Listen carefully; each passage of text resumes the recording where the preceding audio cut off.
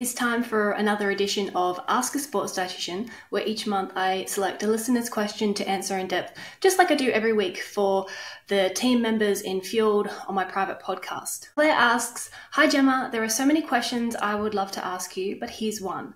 Is it okay to eat a larger evening meal the night before a big ride or competition the next morning rather than fueling with breakfast? For example, if a super early start is needed, or if low appetite, nerves in the morning, meaning that a biggish breakfast is difficult. Many thanks, Claire." Great question, Claire. So there's two things here. You've got two separate time points for key fueling. There's the night before or even the day before, what you're eating then, and then the morning, your pre-race, pre-training breakfast meal. If you've done my free nutrition quiz on my website, you will have seen how there are 4 key time points as to where we want to be optimizing our fueling and our nutrition choices for competition or for racing when we're looking at better performance. So there's the 24 hours, the 48 hours before, the day before, which typically gets known as carb loading. There's the pre-event meal, which might be 1 to 4 hours before you actually start the race. Then there's during the race, what you eat during that event. And then after the event, there's your recovery nutrition, so what you eat immediately and in the hours afterwards. You can find the quiz at gemmasampson.com/quiz. And all these time points are important for different reasons. Now, if you're trying to optimize the way that you are fueling to support your best performance, for a race in particular, then you want to be ensuring that you're getting the most that you can. You don't want to be cutting corners, you don't want to be skimping, and you want to be playing around with how to get the most out of that time point. So what that actually looks like for you is going to be very different, because especially if you find yourself not being hungry early in the morning, or you find yourself nervous or anxious or feeling a bit sick before that training session. So you're going to be doing a bit of trial and error to find the recipe as such that's going to work best for you. And this is going to start with the night before. So yes, I would definitely be encouraging you to have a bigger dinner. Having more food at your dinner is certainly going to help how you feel when you start the race, and it's going to help you be in a better position to perform well. But the dinner alone isn't going to be enough to make up for what you don't eat at breakfast. So I wouldn't be suggesting you eat a bigger dinner and then skip breakfast and go and race. That's probably going to lead you to not performing optimally. I would be having a bigger dinner and then playing around with what we eat for breakfast and trialing a few different things.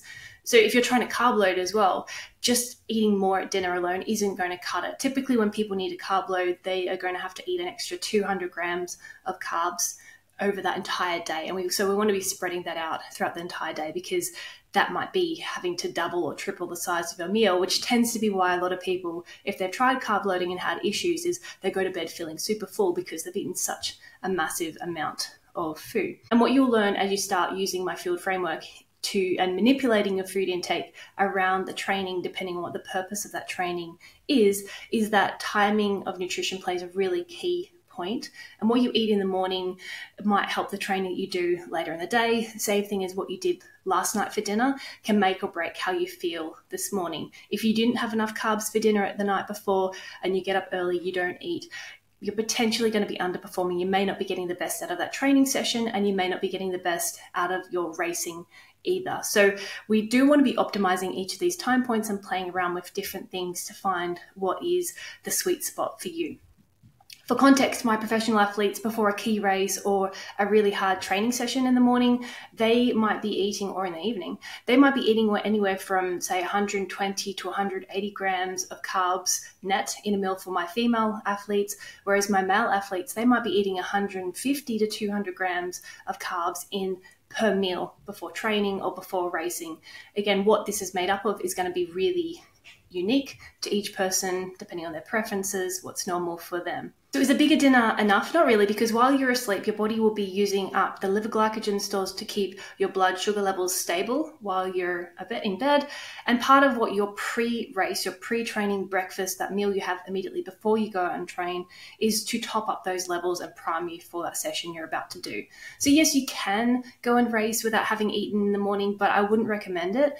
And it's likely going to compromise your performance. So part of this is very much about practicing, testing and tweaking and experimenting with different foods. For example, with some of my triathletes that I work with, they might be very familiar with doing a really early morning bike session or an early morning run, but they may not be doing these really early morning swim sets because the pool might not be open till like 8 or 9 in the morning.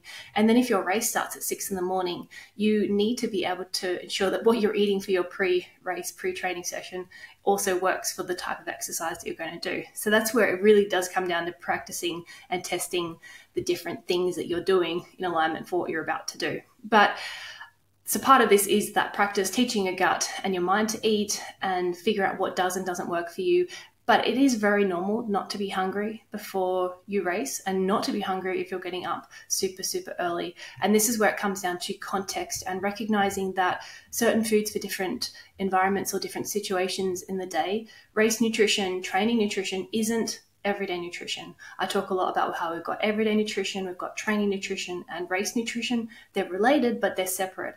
And so something you would eat in a race or during a race isn't always what you would eat in everyday life, and vice versa. And a lot of foods that might get a bad or a negative label in a context of everyday nutrition and health may actually be really, really well suited for racing or pre-race environment. And people who do have that like not high appetite, that nausea, that anxious, just struggling to eat something early in the morning, I would be using things like liquids, liquid fuel. It might be fruit juice. It might be a drink mix. It might even be a liquid meal replacement, things like the Up and Goes. They're liquid. They're really light on the gut. They might only have about 30 grams of carbs in them, but it's going to get you kickstarted. It's not enough, but it's going to kickstart you so that you're in a better position to perform optimally. Having something light like on the stomach like that it's transportable. You can always keep it in the fridge. And like I was saying before, something like fruit juice often gets labeled as bad, but in a context, because you can drink it so quickly, it can get a lot of energy really fast. So with the example of fruit juice, it will often get labeled bad by a lot of people because it's got sugar content, it's high in sugar. Again, it comes down to context. In a training, a racing situation, you want that sugar, you want that carb that is really quick and easy to digest and that's going to sit light on the gut. Of course, if we eat it at rest, like now, I'm probably going to have a sugar spike and more likely to see my insulin levels result in it having a bit of a crash. But putting in the context of what you're doing, when and why, pre-racing, during racing can be perfect. So these sort of liquid strategies can be really ideal for people who have that low appetite, have that nausea, and are doing that really, really early morning training and they don't really feel like eating. Ideally, as a bare minimum, I would be trying to get at least your body weight of carbohydrate in that pre-race meal. So for most people, bare minimum 50, 60 grams of carbs as a snack or as a drink or as a food.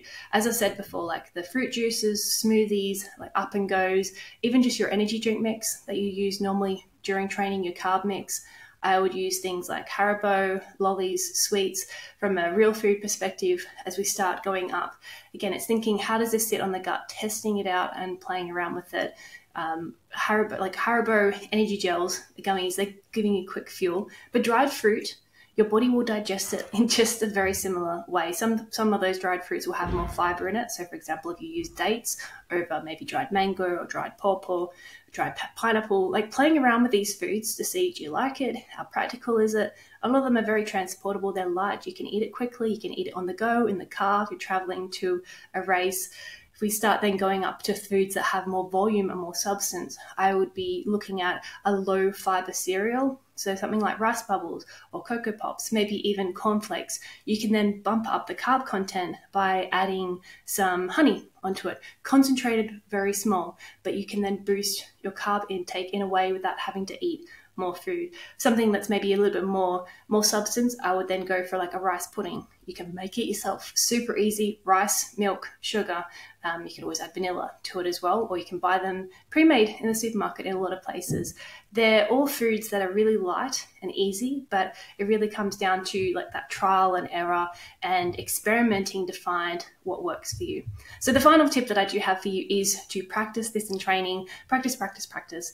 The more you practice in your training sessions, the easier it will be when you get to a race, the more familiar you are, the more confident you will be. be because if you're unsure if something's going to work and you test it out on a race day, then that's going to make you more anxious and more stressed, which we don't want. We want to be avoiding any of that stress and anxiety. So hopefully that helps you, Claire. I look forward to answering more of your questions when you join Fueled. That's all for today. Like, subscribe, fuel your ride, and I will see you next time.